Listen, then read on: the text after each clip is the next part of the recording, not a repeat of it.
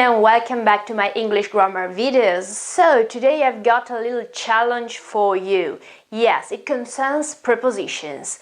This is a quite difficult topic. When we study another language, we tend to translate the prepositions that we use in our own language in certain phrases or sayings or expressions. But most of the times, it's wrong. I'm Italian and I see that many Italian people tend to translate the prepositions we use in Italian, and most of the time it's not the preposition they use in English or in German or in other languages. We've talked about prepositions before, especially in my lesson number 23 of this playlist, of this course here. We talked about the prepositions in, on and at, which are probably the most common ones. And then also in my lessons number 3 and 4, especially we talked about since and for, when we talked about the present perfect, because with this tense we use especially those two prepositions. But there are so many others, many phrases, so I've got 14 examples here, and my challenge is this one. Now I'll tell you these sentences or phrases or expressions, and I'll tell you the most common mistakes that non-native speakers make when they use those expressions. Well, you will tell me how many mistakes you would have made, okay, just reading these sentences, okay? We'll see, okay, we'll see. I'm sure there will be just a few. Let's start with the first one, okay? I work. Well, many non-native speakers say I work in the office. This is very common for non-native speakers, not just for Italians, but for non-native speakers in general. Maybe in your own language you use the preposition in, I mean the translation, the correspondent of the preposition in, but in English we don't use in, we use at, okay? I work at the office, okay? So, this is quite different.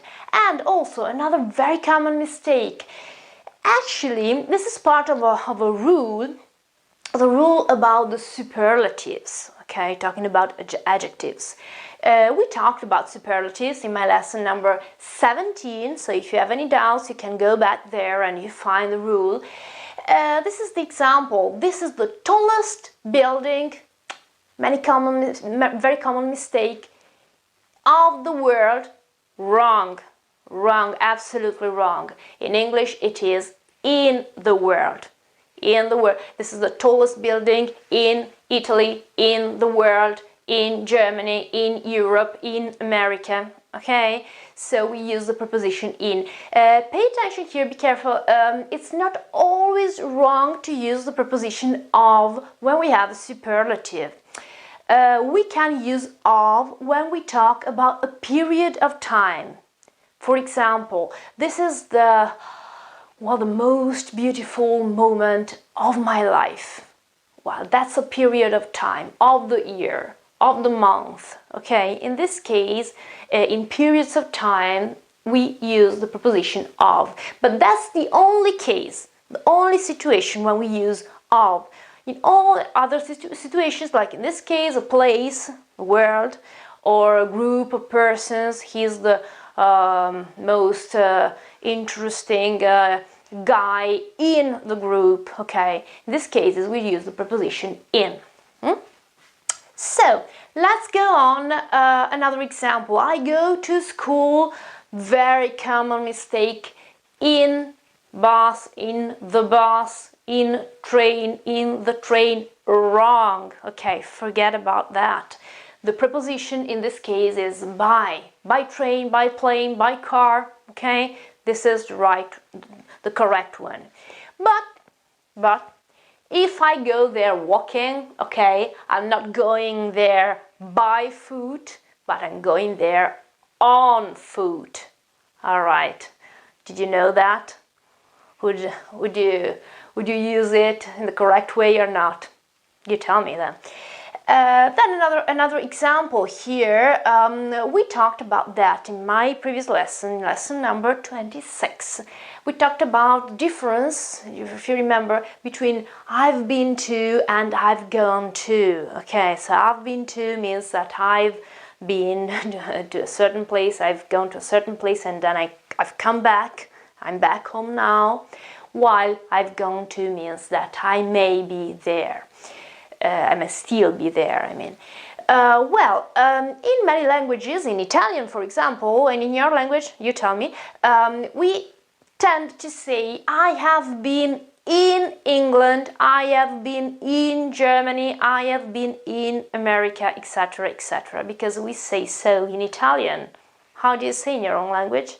Well, anyway, in English it is I have been to England, even if the verb to be means that you are in a certain place, but in this case you imply a movement, okay, a journey, a trip, and so the preposition must be to.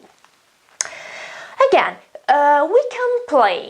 we complained. Non-native speakers always say for. Okay, this is very common.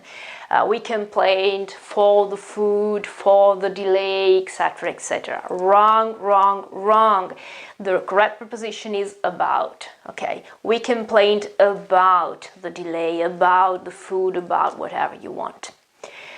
Another rule, we talked about this in my lesson number 16, so comparative forms, okay, comparatives, majority, minority. So when we have a comparative form, we always have to use the preposition than, okay, so her work is superior than mine. Many non-native speakers say to, okay, her work is superior to mine.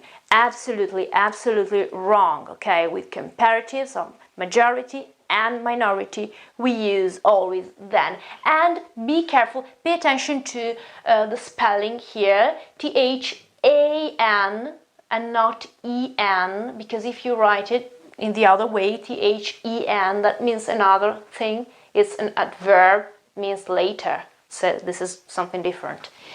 Let's go on. So, she invested her money. Common mistake on the stock market, wrong, it is in, okay, in the stock market in this case. So to invest in something in English. Did you know that? And again, there are some situations in which we tend to use a preposition to translate, to put a preposition, well, we have to put no prepositions in English. Example, I met with my friend. This is so common. I always see that.